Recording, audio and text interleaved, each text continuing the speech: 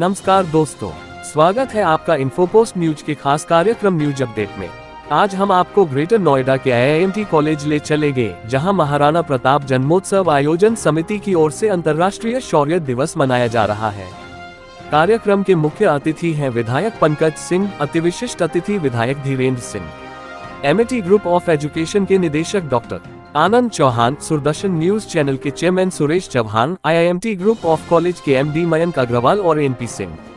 कार्यक्रम की अध्यक्षता कर रहे हैं doctor VS Chauhan, chairman Prakash hospital. मंच संचालन कर रहे हैं महाराणा प्रताप जन्मोत्सव आयोजन समिति के अध्यक्ष। इस मौके जो खास लोग उपस्थित हुए उनके नाम हैं सर्वश्री मान सिंह चौहान, करतार सिंह चौहान, SP चौहान, रामोतार सिंह, सुधीर राजपूत, RD सिंह, अजय श्रीवास्तव, करण ठाकुर, किरणपाल सिंह, ओम प्रकाश चौहान और अजय श्रीवास्तव। आपको दिखाते हैं एक रिपोर्ट। मेरा नाम करण ठाकुर है। मैं श्री राजपूत करणी सेना का प्रदेश अध्यक्ष हूँ, उत्तर प्रदेश अध्यक्ष। और आज यहाँ पर महाराणा प्रताप जयंती का जो समारोह हुआ है वो बहुत ही शानदार और भव्य कार्यक्रम हुआ है। आज महाराणा प्रताप जी की जो हिंदी तिथि के हिसाब से हमने जो महाराणा प्रताप जयंती मनाई है, तो यहाँ पूरे क्षेत्र से, पूरे दूर दूर से यहाँ पे जो युवा आए हैं और सभी ने आकर के कार्यक्रम को बड़े शानदार तरीके से जो यहाँ पे देखा और सुना।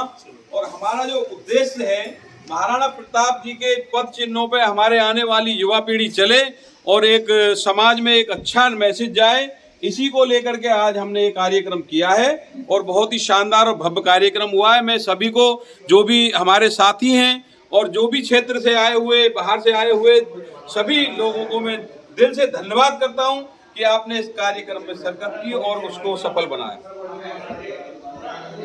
थैंक यू सर, आपने जानकारी दी और उम्मीद है कि इस तरह से आप लोग आगे बढ़ते रहेंगे। बहुत बहुत धन्यवाद।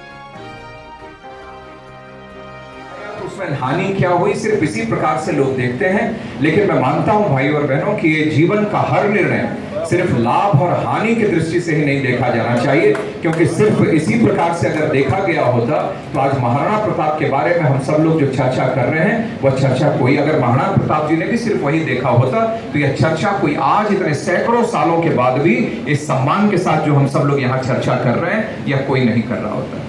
तो इसीलिए हर काम को सिर्फ लाभ और हानि की दृष्टि से नहीं देखा जाना चाहिए। और सही में कई लोग सिर्फ यह कहते हैं कि क्या हुआ, महाराणा प्रताप जी ने इतना समय उन्होंने जीवन अपना जंगलों में भी गुजार दिया, घास की रोटी खाने के लिए भी मजबूर हुए। तो कई बार लोग ये सवाल भी करते हैं कि उसका परिणाम क्या निकला, लेकिन परिणाम निकला कि नहीं निकला इसके बारे में तो इतिहास अपने आप गवाह है। लेकिन इतना जरूर है कि जीवन में बहुत सारी चीजें वह स्थायी, ज्यादातर चीजें, लगभग सभी चीजें वो स्थायी नहीं है, कुछ भी परमानेंट नहीं। व्यक्ति का जीवन भी स्थायी नहीं है, सबको अंतिम एक न एक दिन यहाँ से जाना ही है। लेकिन सही में अगर स्थायी है, चिर स्थायी यदि कुछ है तो अपना मान सम्मान और अपने देश के प्रति जो राष्ट्रीय भावना है वही चिर स्थायी है।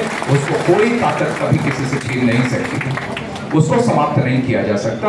और यही भावना जो महाराणा प्रताप जी की थी, उसी को लेकर आज हम सब लोग भी चर्चा कर रहे हैं। और अनेकों जनरेशंस को महाराणा प्रताप जी के उस जीवन काल से, उनसे संघर्षमय जीवन से प्रेरणा मिलती है, ताकत मिलती है। पूरे आज भी उसी के कारण आज जब एक राजा अनेकों ऐसे, अकबर जैसे कई लोगों के ऊपर जब भारी था, अकेले न जाने हजारों हजार सैनिक पर वह जब भारी थे, तो महाराणा प्रताप जी के जीवन से यह सीख भी मिलती है कि आज के समय में भी जब अनेक ऐसी शक्तियां हमारे देश को भी तोड़ने की कोशिश में लगी हुई हैं, तो हम सब मिलकर अगर आगे बढ़ेंगे तो दुनिया की कोई ताकत हमारे देश को आगे बढ़ने से रोक नहीं सकती। जो दुश्मन है वो फना। तो इस कार्यक्रम के अवसर पर मैं उपस्थित सभी लोगों का नमन करते हुए विशेष तौर से BS चौहान जी का अभिनंदन करता हूं इस मंच से कि उन्होंने इस कार्यक्रम को आगे बढ़ाने के लिए अपना बहुत ही सहयोग दिया। किरणपाल जी जो हमारे साथी हैं और समय समय पर हमें मशवरा भी देते हैं, मैं उनका भी शुक्रगुजार हूँ। और मेरे बगल में करण ठाकुर जी खड़े हैं, ये भी बड़े जुझारू व्यक्तित्व के धनी हैं, मैं इनका भी धन्यवाद करता हूँ। और राजवीर जी का भी मैं धन्यवाद करता हूँ। मंचासीन NP सिंह जी, अभी अभी चव्हाण साहब आए, मैं इनका भी बहुत शुक्रगुजार हूँ, क्योंकि सनातन संस्कृति के लिए इनका जो अकथनीय योगदान है, जो हमें नज़र भी आता है, उसके लिए इन्हें बहुत बहुत साधुवाद। और इस मंच से मैं उनका स्वागत भी करता हूँ जेवर का विधायक होने के नाते। आनंद चौहान जी, भानु प्रताप जी जो आए नहीं है, उनका भी मैं स्वागत करता हूँ, जो हमारे बीच में नहीं है। BS राजपूत जी, पंकज सिंह जी चले गए, लेकिन उनका भी बहुत सम्मान है, वो इस विधानसभा में आए। सुधीर रावल जी, सेंगर साहब मेरे सामने बैठे हुए हैं, मेरे बहुत सम्मानित हैं। रामदेव रावल जी, सूरज प्रताप सिंह जी, उमेश रावल जी, सुधीर रावल जी, पंकज रावल जी, देवेंद्र खटाना जी, प्रमोद राज जी, हमारे पत्रकार भी बैठे हुए हैं बिलासपुर से, वर्मा जी, मनोज राजपूत जी, कुलदीप रावल जी, रामदेव रावल जी का मैं नाम ले चुका हूं। बाकी इतनी लंबी फहरिस्त है सम्मानित लोगों की, सभी को सम्मान अर्पण करते हुए अगर जिंदगी में आप लोगों के किसी काम आ पाए तो सही मायने में मैं अपने आप को सौभाग्यशाली समझूंगा। इस भावना को मैं इसलिए भी व्यक्त करना चाहता हूं कि जब सृष्टि का आरंभ होता है तो हम लोग देखते हैं कि 2 वंशों से पूरी सृष्टि और मानवता की सभ्यता का विकास हुआ है। सूर्य वंश और चंद्र वंश से सभी की उत्पत्ति हुई है। और आपने बहुत कुछ बोला जा चुका है, लेकिन जो मैम जी ने भी बोला और सबने बोला, बात मनन करने की, बात सोचने की। बहुत रेलेवेंट बात अभी सुरेश भाई ने बोली। कितने बच्चे हम लोग, मैं पढ़ा लिखा हूं और ऐसी बातें करना हो सकता है कुछ को ऑकवर्ड लगे, पर हमारा एग्जिस्टेंस कैसे होगा?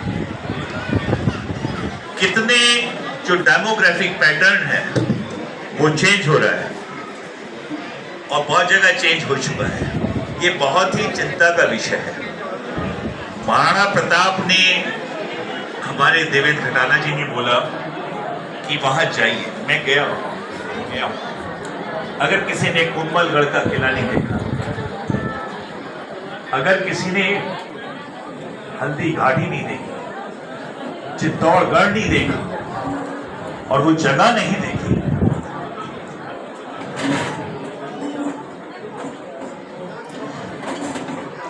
जहां पद्मावती का जौहर हुआ है, शर्म आनी चाहिए अगर जो नहीं गए वहां पे। आज भी भाग की धरती काली है जहां पे जौहर हुआ है। मैं चाहता हूं खटाना जी इस बात को यही नहीं छोड़े, लोगों को अरेंज करें, लोगों को ले जाना पड़ेगा, लोगों को समझाना पड़ेगा,